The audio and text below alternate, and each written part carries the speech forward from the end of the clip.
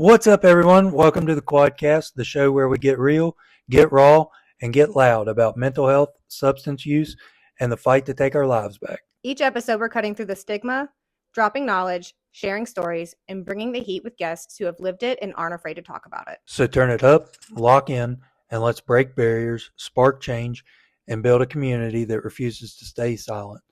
You're tuned into the Quadcast, and let's get into it. You can find us on Patreon, Facebook, Instagram, or email us. The Quadcast is always looking for new guests, whether you're individuals that have experienced it, you're in law enforcement, treatment programs, nurses, doctors, or anyone that just has something to say. Come share your story with us on mental health or substance abuse. Warning, there's cussing in this video. If you don't like swear words, well, you're watching the wrong damn show.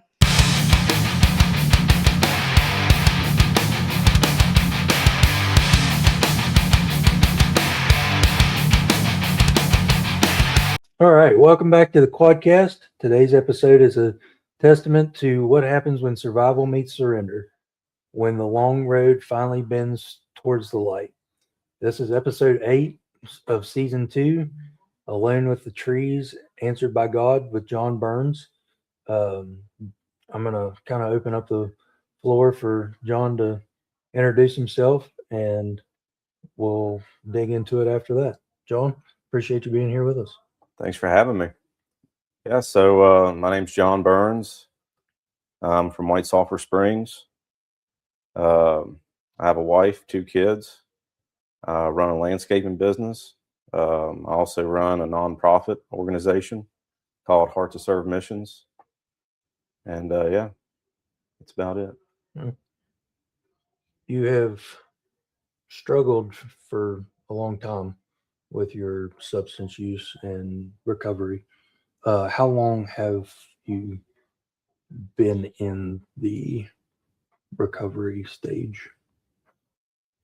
Oh, that's what you'll find out through this whole kind of interview, that I'm not too good with dates, especially ones in the past, but I would say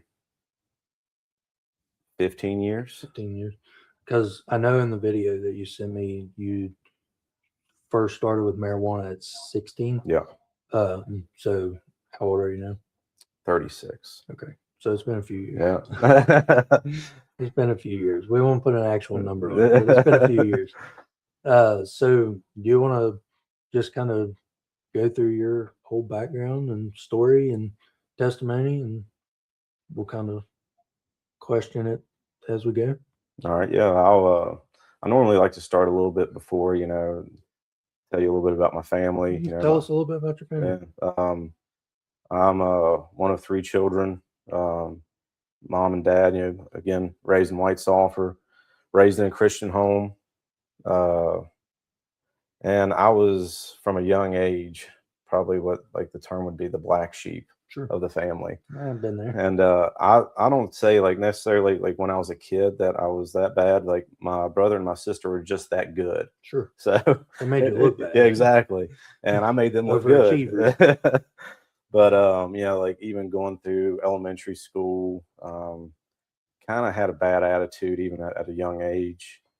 Got in fights a lot at school, and never, my mom would always have to go to like a yearly meeting with all my teachers and the board officials and all that, like to kind of say how bad I was doing. And you were the guy that the policies and procedures were written around. Yeah, that's what I broke a lot of the rules, and it didn't get any better as I got older too. Even going into like junior high years, that's when I tell people I retired from academics and sports and everything. Sure. I was just pretty much at school to socialize. I got you. And I enjoyed even going through school. Like I got voted funniest or most funniest and all that. Like I enjoyed talking to people, making people laugh. Yeah, that's what. And I was like a teacher's worst nightmare. Because I had like zero ambition to learn anything. And in 9th grade, my history teacher told my mom, and that I enjoyed history class, and he said getting me to learn was like pulling teeth. And that was a class that I liked. So you can only imagine a class I didn't like, how that teacher, what they had to deal with. But yeah, I ran around with the same group of friends that I grew up with in White Sulphur all the way through. And I like to kind of throw this in every now and then, like I think it was like the 5th grade year. I don't know whether it was like all countywide or what, but in White Sulphur, your 5th grade year, you went through DARE class. Okay. And I think that is still about the age that they go through that. And probably like an early indicator that I was going to have problems later on was like me and my friends, like we weren't like, and I don't know really the purpose for, I mean, I know it's education about like drugs and tobacco and whatever, but like me and my friends, like we were actually intrigued. Like when the DARE officers would bring in drugs, like we would look at it and like, wow, instead of like, oh no. Right. Like you didn't look at it as a bad thing. Yeah, we were very interested in it. And around that time, like even some of my friends, they would steal like tobacco and stuff from their grandparents or their uncles or whatever. And I never really dabbled that much at all with it, even at that age. But obviously it progressed when we got into the junior high years and with them, but I still never really touched anything at that time. And again, my attitude towards school got worse. I was the first 9th grade class to move up to Greenbrier East. Okay. And that was almost like too much freedom for me at that time. Like, we would skip class. We would have like a picnic table down behind the baseball field at East.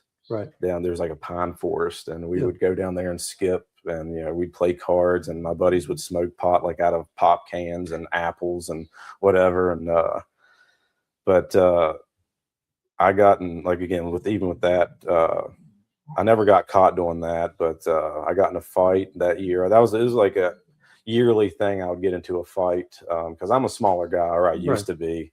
I'm still short, but I've gotten a little bit heavier in my older age, but I was I was always kind of, I guess, like an easy target for people to think that they could pick on you. And I always tell people I'd have to get in like one fight a year to keep the wolves at bay.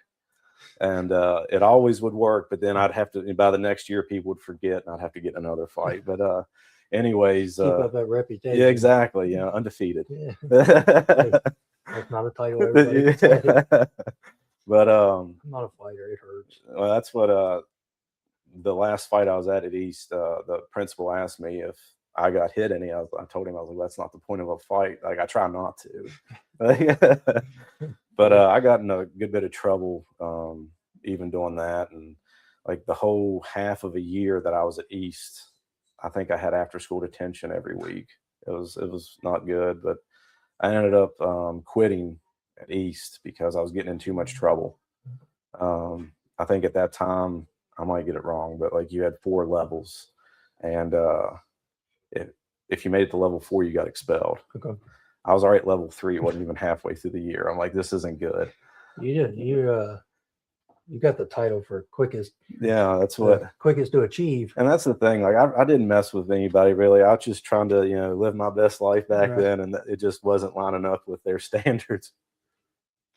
You weren't a man of standards at that point. You were writing your own book. And I think by that point too, my parents, they could see kind of the writing on the wall that it just wasn't working out for me, and they allowed me to quit at Greenbrier East and start homeschooling myself. So I did that. I was able around that time. Let's just say I was 16 at that time when I left. And now for anybody that fact checks me on like the math of that, I had failed in elementary school. So I was 16 in the 9th grade. Okay. Me and a select few other scholars were the only ones with driver's license in the 9th grade. So at that point, they probably let you drive to school at that point. No, they didn't let us drive it.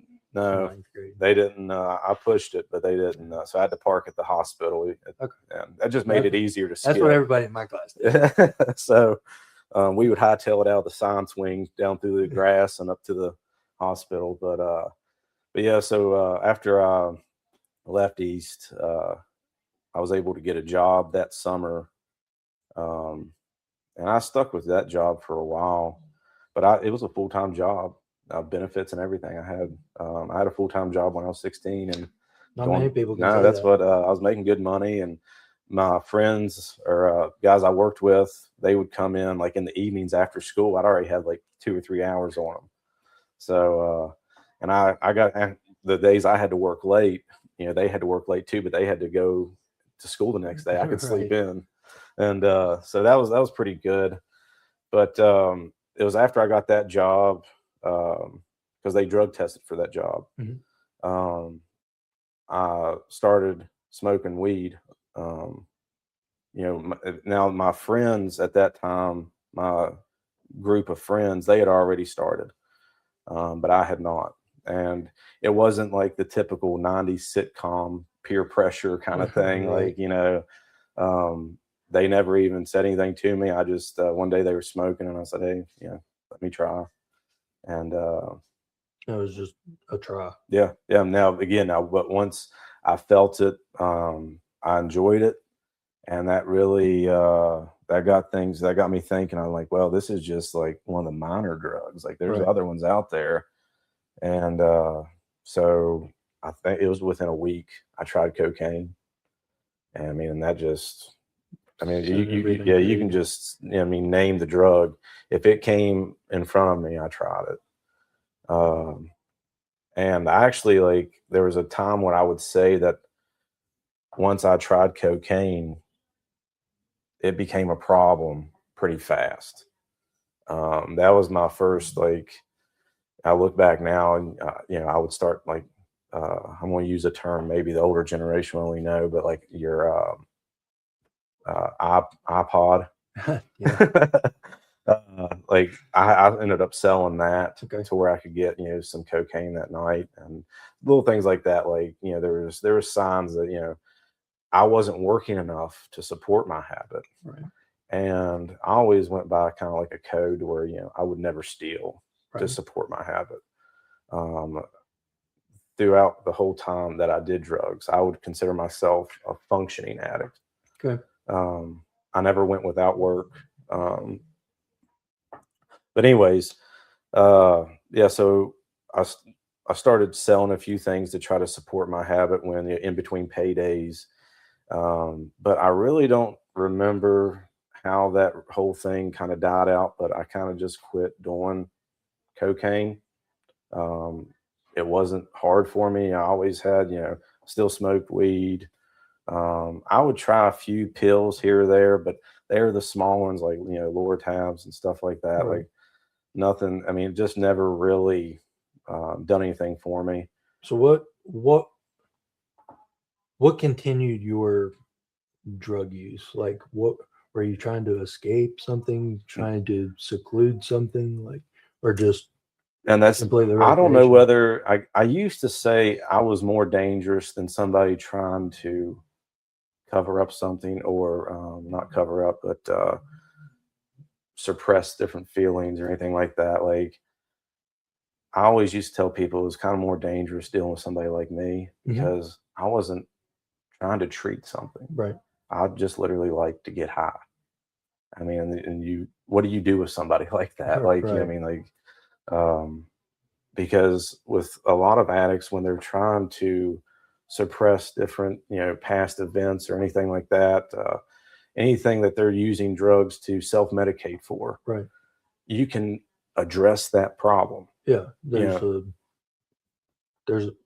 generally a solution. Yeah, exactly. Like you can track down like point that you can get to. And but with me, where do you start? And so that's what. Now again, I don't know whether I still think it was more dangerous per se, but it's hard to talk to somebody like me to try to talk them out of that. I mean, like you said, there's no reason behind it. Yeah, that's what I mean. Like Kurt Cobain was my hero. So like, what do you do with somebody like that? I mean, from a law enforcement standpoint, there's not. I mean, if you were in a situation like trying to de-escalate, it would be hard because there's no emotional connection that you could put with that because there's no ideology behind it. Well, and that now even like I'm going to kind of bounce off that, what you were saying, law enforcement. I had a few run-ins with cops between like age of 15, 16, 17. Nothing crazy, but like I actually, now this was really stupid. But it was when I was 15, like I was throwing M80s on Halloween night down in Villa Park, and like just like a half a block away from where the cops always sit. Like I guess I was asking to get in trouble. I don't know. And anyways, the two cops, they were on foot pursuit after me. Oh, God. And I outran them in like logging boots, and like that was like, and now that night I got away from them, but and I never incriminated myself or anything, but word got around White Sulphur, small town, that I was the one who outran the cop. Bunch of snitches. Yeah. And after that, like they had a very love-hate relationship with me. They loved to hate me, like they were after me, and like so they would pull me over for every little thing. And again, after I started even doing drugs, like that gave them even more incentive. And I would say from your experience, who does certain things in a town. You do. And like you said, word gets around and people know it. You can be good at hiding it for a while. Yeah. For a very short while. Yeah. But all it takes is one person knowing and opening their mouth, and word gets around. Yeah. And nobody's, and I hate to say it like this, but nobody's loyal. Yeah. They are until it's a bad aspect to say nobody's loyal. Well, they might be until something's kind of hung over their head. They're like, hey. But that's how snitches are. Exactly. But yeah, so the White Sulphur cops, majority of them, they would pull me over for little things, and majority of the time, well, they never did find anything. There was one time, and to this day, I do not know how I did not get caught. Like we were outside the vehicle, up against the vehicle, kind of thing. Like, and yeah, I mean, and that's what, and I had like a quarter ounce of pot on me. Nothing big, but enough for me not to want to get caught. Like it's still a ticket, still my name on the paper and all that. Like so, but my buddy, the days of the paper, exactly. My dad used to call it the rat paper. Now you gotta subscribe to that on social media. But yeah, like so we're out up against the vehicle and stuff, and my buddy, it was just me and him up there smoking, and a cop, came up on us and started searching us. Anyways, he didn't have anything on him. So when the cop said, empty out your pockets, I thought that was a very rare occasion. Like normally you get the pat down, unless that's when the cop would ask you, hey, you got anything that's going to poke me if I stick my hand down? Poke me, stick me, cut me. Yeah. And but normally I had it at the end. I'm going to beat your ass. Well, that's what I mean, and I was expecting that, but he told us to empty out our pockets. And of course, my buddy didn't have nothing. He just turned his inside out, and then like so, both of them are looking at me. I'm like, okay, oh well, I guess I'm gonna get a ticket. So and I don't have it right now, like, but back in the day, I used to carry a bunch of stuff in my front pockets, keys, phone, money, whatever, and also my pot, like, and so I emptied out my pockets, and I had my hands cupped like this, and the bag was under everything else. And the cop's like, all right, put everything on the hood. Like I could tell by the way he said it, I was like, he didn't see it. So of course, in the slickest way that I knew possible, I put the stuff and put that back in my pocket. But like just little things like that, man, I always came so close to getting caught, whether it was getting chased by the cops or different things like that, but I never did. Do you think that only furthered your drug use? It definitely didn't hinder it. Like, I think maybe if I would have got caught, I mean, that same cop, I mean, he pulled me over so much that I was in, this is before I was 18. I was in like trouble of losing my license. Like I done lost that many points. It's probably Emmett Solo. No, we used to call him Solly. Solly was always pretty cool, but he did pull me over a lot. He would pull you over for hugging the yellow line, not crossing it, hugging it. He was the hall monitor of White Sulphur. Yeah, he was.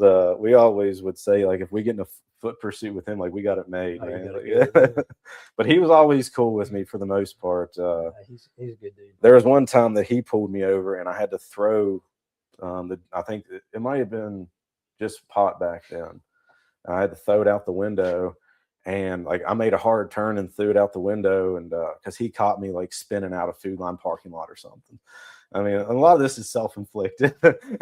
Statute of limitations. Yeah, and he's not a cop anymore. But yeah, so he pulled me over that night, and of course he just reamed me up and down about how stupid it was, and we're like, yeah, I understand. Like then, he didn't give me a ticket that night. Right. He just chewed me out, and sometimes that does more than giving you a ticket. Yeah, that's what I mean, and I appreciate it. I mean, out of all the cops in White Sulphur, I think he pulled me over the most, but he never gave me a ticket. You got lucky. Yeah, that's what I mean. He even clocked me twice one time, speeding, and I did not see him either time. I'm still to this day, I don't know where he was at. Like, but yeah. So after that, of course, we left, but then we came back like an hour later and we're out there with a flashlight trying to find the pot in the bag. But did you find it? Yeah, okay. Yeah. It was a successful mission. Yeah, exactly. I mean, like again, so many times like that, it's just crazy. But another big probably point in my drug addiction was the same year when I was 18. I went down to Bonnaroo, big hippie festival, music festival. Yeah. I think it's in Manchester, Tennessee, if I'm not mistaken. I'm not sure about the location. I've heard of it, but that year it was like 89,000 attendance. Like everybody's sleeping out in tents. I mean, literally, it's the smell. I can't describe the smell, but it was rough. It was rough. Showers were not encouraged at all. That's a lot of body. But if you're any type of drug addict or into that scene, a place like that, it's place to be. Oh yeah. I mean, I was running across things that I'd only heard about, like Molly and stuff like that. And of course, I was like a kid in a candy store. I was buying it all, and I even brought some back here to like give to my friends because I knew that they would never see it. Right. I didn't think I would ever see it, and but I mean, over there they're selling it real cheap. Everything's really expensive around here, and you're getting like city prices out there. Like so. What do they call that? I can't even think of it now. Hell, I don't know. Keep going. I'll think of it now.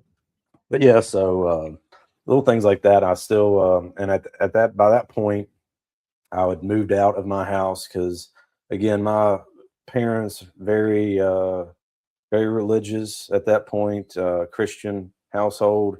They could kind of see the road I was going down, and they were doing their best to deter me of it. But obviously we didn't see eye to eye on things, and so I moved out. Probably only drove you further away. Yeah, I mean that's the thing. I mean, but when I moved out so abruptly, like I didn't even have a place to go.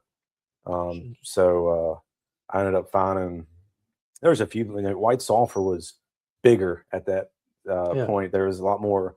There were a lot more hotels other than the Greenbrier in town.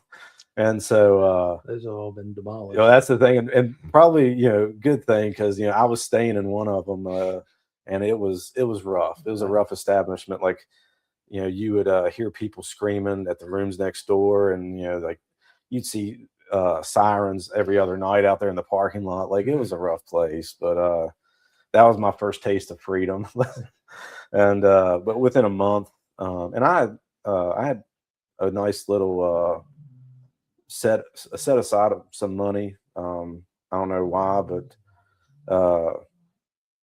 so I was able to find an apartment within a month. But for that time, I was staying at that hotel. But I found a nice little apartment. I mean, not an apartment building, just it was like a little studio apartment, and it was perfect for me. And yeah, I mean, and that's what.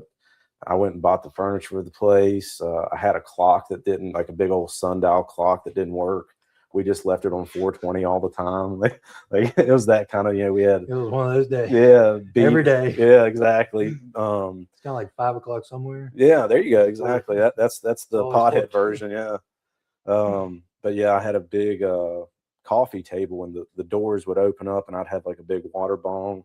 If you would ever come to my apartment, whether, obviously you would come there knowing somebody that I knew. Right. But if you were just acquaintance of somebody I knew, I'd reach in, grab the bong, and say, "Here you go, man. Take you a hit." Like, that place was the hostess with the most. Exactly. Like, all my friends, like, they were, 17, 18 years old, not even, still living with their parents, but I was the first one that had that taste of freedom. Right. I mean, and no limit. Like, my brother and all his friends, when they would come in from college, of course, they were used to living the college life. Right.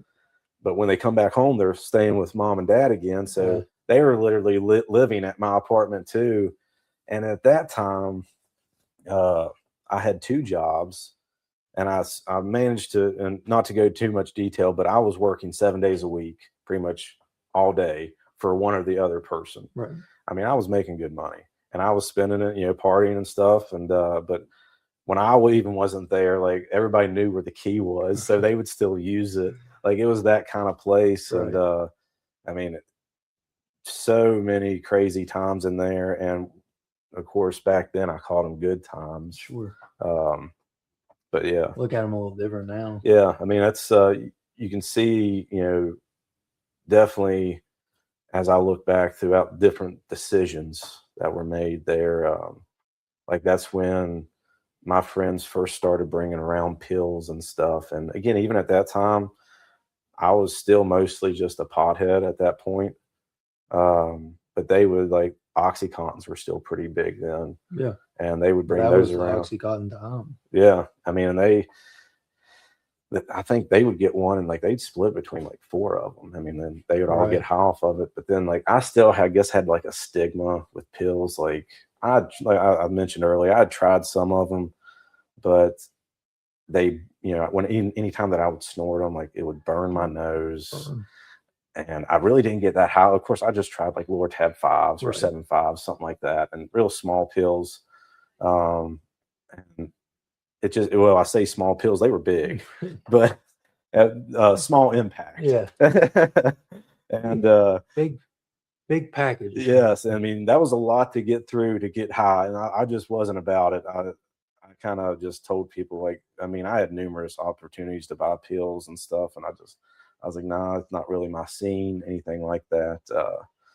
But it was around that time that things, and the term that I used to use, everything was dry in White Sulphur. Right. You couldn't find drugs anywhere. I mean, every person that I knew, I mean, I think, and I normally didn't have to go outside White Sulphur. Right. But even my friends, they were well connected in Lewisburg, Ronsford, Alderson. I mean, and nobody could find anything. Really? Yeah. And I was like, man, what is it? It was like a very weird time. That's crazy. Yeah. And we couldn't find anything. And I was at one of my buddies' house. All I was looking for was pot. I mean, that's all it was. Right. And he lived right up the road from me. So I went up to his house or his apartment, and I had him looking for me. He's like, look, man, he's like, nothing's around. It's dry. I was like, man. What a time that would have been. Yeah, that's what I mean. And that's when, and people, when you say, like, you're addicted, like, people always automatically think of, like, the hard stuff. Yeah. But man, like, with pot, man, like, I got to where if I was going to the grocery store, I had to get high before I went to the grocery store. If I was, this or that, like, I just had to do it before I would do anything. Right. And so, like, I don't think people give pot even enough credit as being addictive. They don't. I mean, anything can be addicting. Social media can be addicting. Yeah. Tobacco is addicting. Like, I mean, it was like a mindset for me. Like, I had to be in the right mindset to deal with people, I think. And I still got to do that today. Well, that's what I mean. That same water bong I was telling you about earlier, I had like a little lunchbox, a hard lunchbox. I would carry that through town. And like, if I was like, it was like my traveling, like, little smoke stash. Like, and now again, and my buddy, he just lived right up the road. So I brought it up there, like, hoping I could find some. But he told me, he's like, nah, he's like, man, he's like, I can't find you nothing. He's like, but because he knew I didn't like pills. Right. He's like, but I do have this. I'm like, well, what do you got?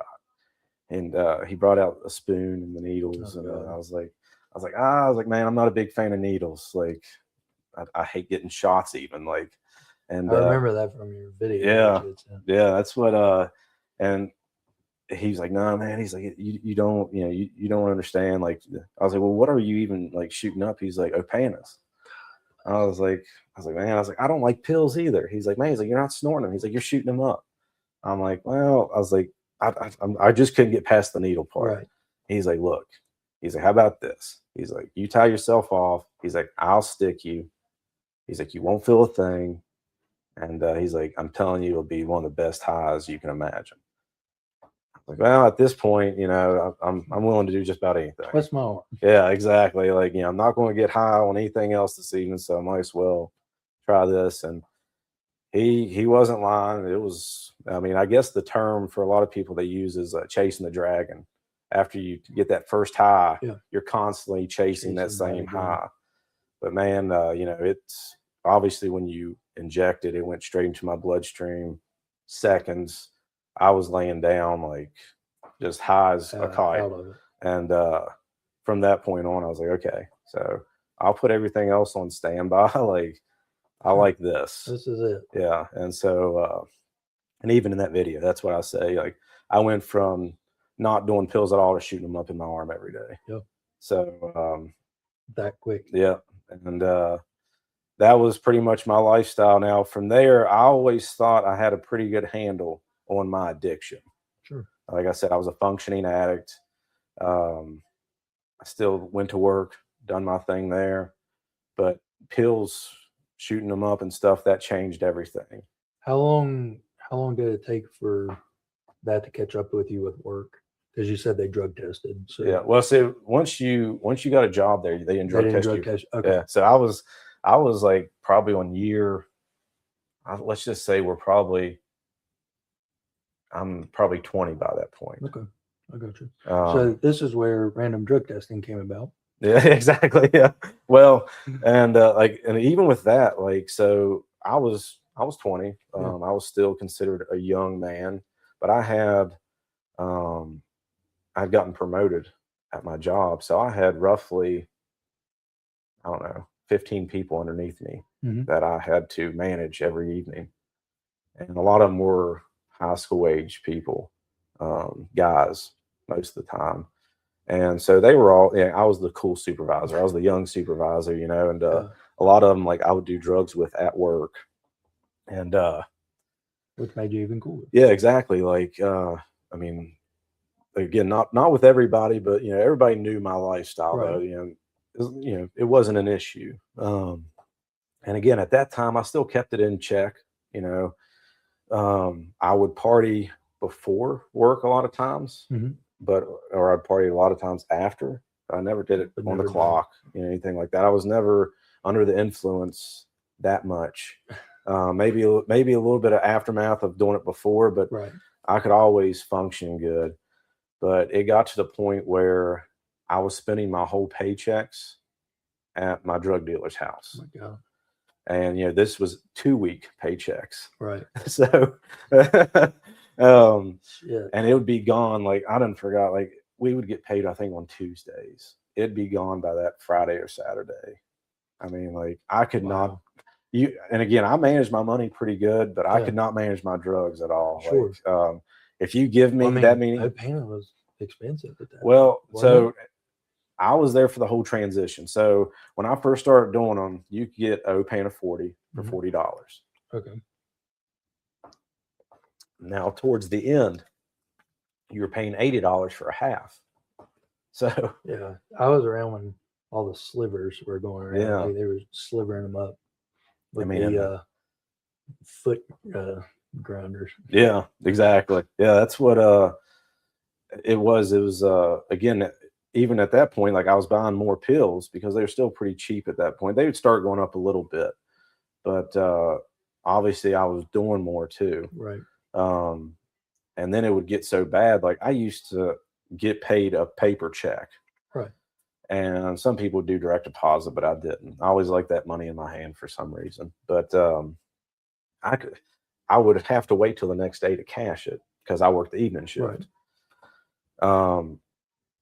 I always manage that well. Like, I'd get paid, cash it, and then I'd just spend it all the next day.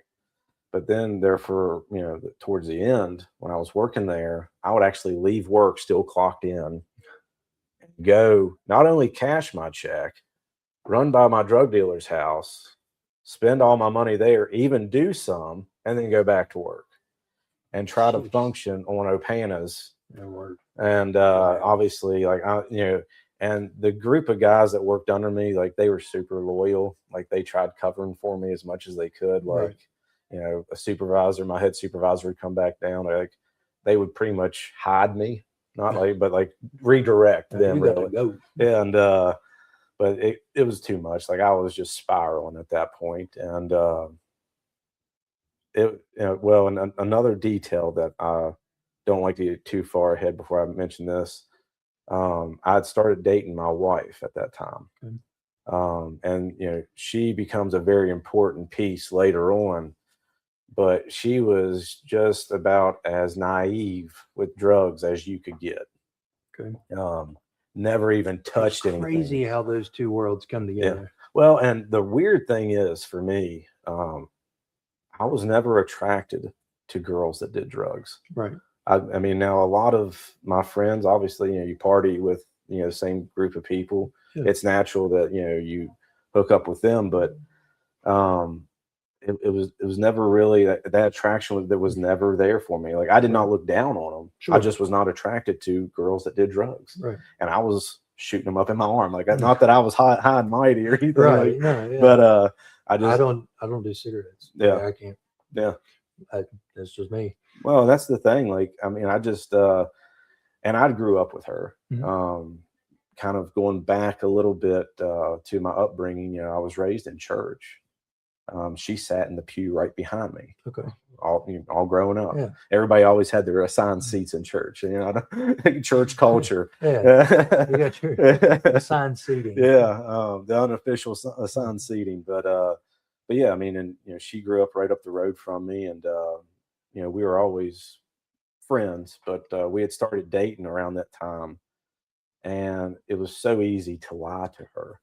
And that was her one thing, because she came out of a pretty rough relationship before that her ex-boyfriend had lied to her about different things. And she's like, whatever you do, not lie to me. You were the one that did the opposite. Yeah, that's what. And I was like, okay, I can do that. Like, but I can remember, like, and now this is early Facebook years here. Right. But it's still relevant today. But I found out that she broke up with her boyfriend on Facebook because she was single. That's update that status. Yeah, exactly. And I can remember sitting in my drug dealer's house or apartment with my friends, and me saying, like, man, she's single. Like, and I'd been, wanting a chance with her for a while, but I knew she wouldn't go with somebody like me. Right. And but still, I mean, a fella can dream.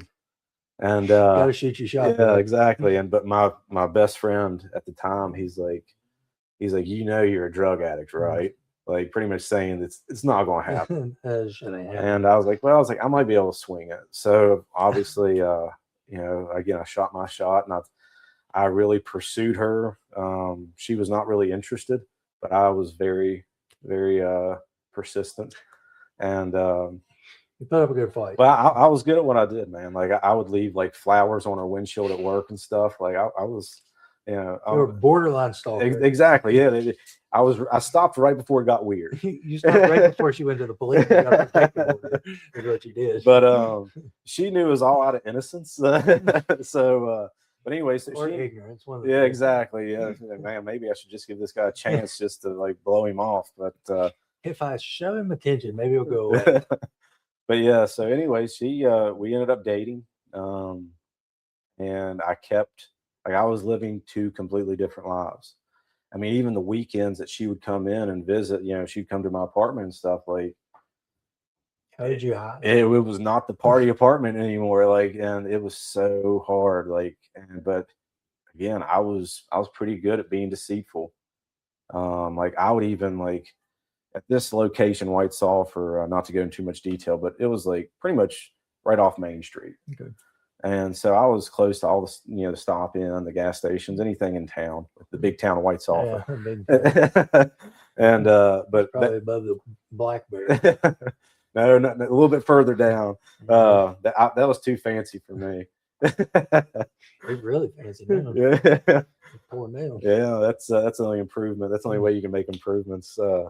But yeah, so like the stop in at that time was 24/7, service.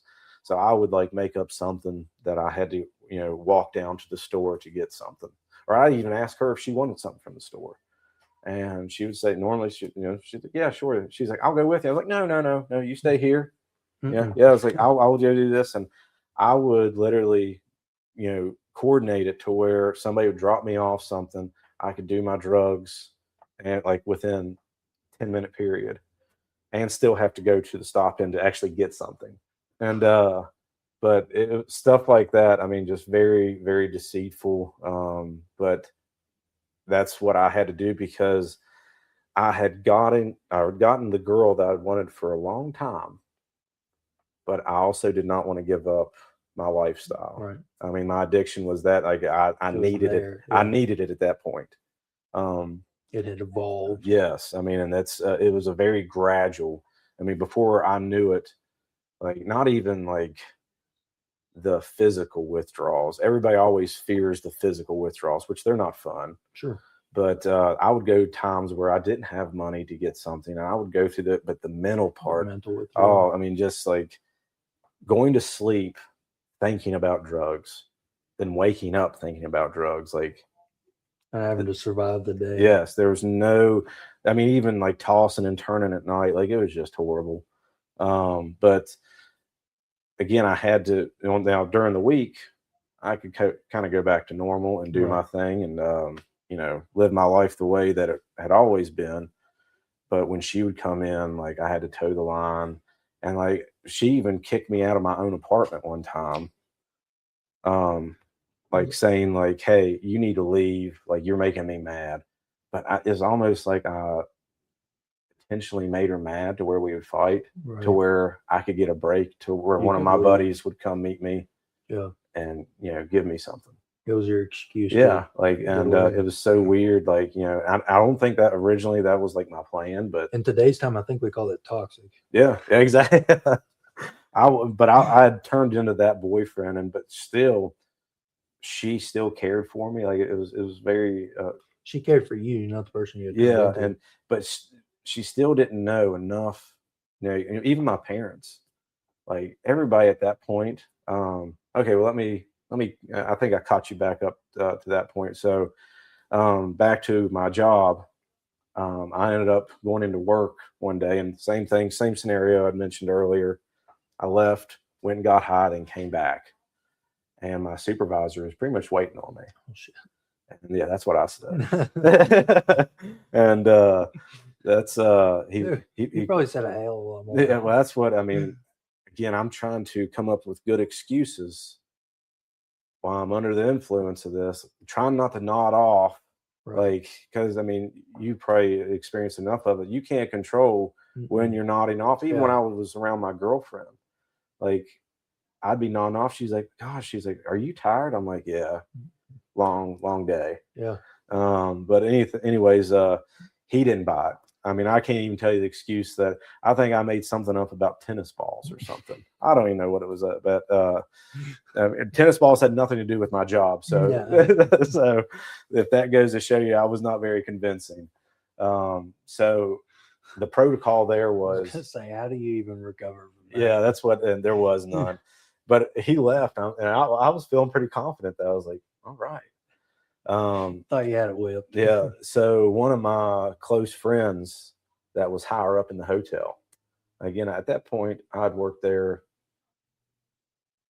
I don't know, 6 years, something like that. And he called me and he was like, "John, what's going on?"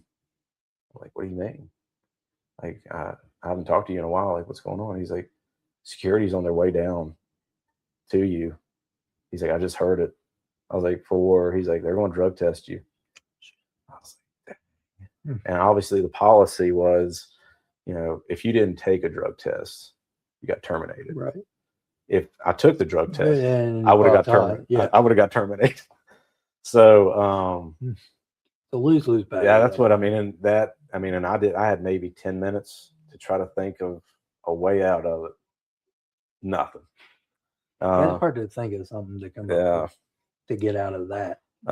So they came down there. Obviously, they gave me the ultimatum of what, take it or get fired. So they gave you the ultimatum of getting fired. Yeah, exactly. You get fired now or you get fired later. So I took the option of getting fired now. And even so, I immediately lost my job that I'd had for 6 years. I think it was closer to 7, but we'll just say 6. But my other supervisor, he was the one below the one who caught me. He called me like a week later, and he's like, "Look, we're going to put it on here," because I'd gotten mad. Like, random part of this story, I'd gotten mad like 2 weeks before that and quit. Right. And he talked me into staying. And so he told me, he's like, "How about this? I'm going to accept your 2 weeks notice 2 weeks ago. Instead of it being on your record, you got fired for this. We just accept your 2 weeks." What a pal. Yeah. And he was, that was a really solid move. And again, at the time, I don't think I really appreciated it that much. I was like, I'm still unemployed. It didn't pay any weight to the situation at that point. And so the really awkward part was me trying to, obviously, again, white sulfur, things, bleed out into the community. People found out that I'd gotten fired. Right. And why I had gotten fired. So I was trying to put out fires like crazy, and keep it away from your girlfriend. Yeah, well, that was. So my parents, they found out, and they're like, we heard it was drugs. I was like, no, I'd gotten mad, I just quit. That's all. And but I told her the same thing, and she still, now her telling the story, she still remotely believed me. She wanted to believe me, right, but she had a very good something else is going on here. There was enough probable cause there for her to question. Yeah, exactly. I mean, and it was so. I mean, just the amount, like trying to hide the track marks on my arm and stuff. It was a full-time job. Yeah, you literally were living 2 different. Yeah, and wow. I mean, I can even remember though, waking up one morning. I don't know whether this was before that or after that, or after, but it was on a Sunday morning. And again, I told you at that time, if I had a full Opana, I would do half of it at a time, just to, and it got to where, Roxy's and like Roxy 30s and stuff. Like I had to do like 3 of them. I don't know enough about the chemistry of pills, no. But a full OC 80 would not do anything. Right. I think it's a different chemical. It is, but I never. I don't know what it is. Now I used to have a little bit more understanding of it, but through the years, you lost it a little. Yeah, exactly. You quit studying in that field. But I even woke up one morning and I still, and now I'm going to say this, I was not a Christian, right, by a long shot. I had enough Bible basis as a child or growing up in church that I knew my lifestyle was not sending me anywhere close to heaven. Right. And as an outsider would look at it too. Yeah, exactly. I had no delusion that I had said a prayer one time and I was still going that no. But church still intrigued me some, or God.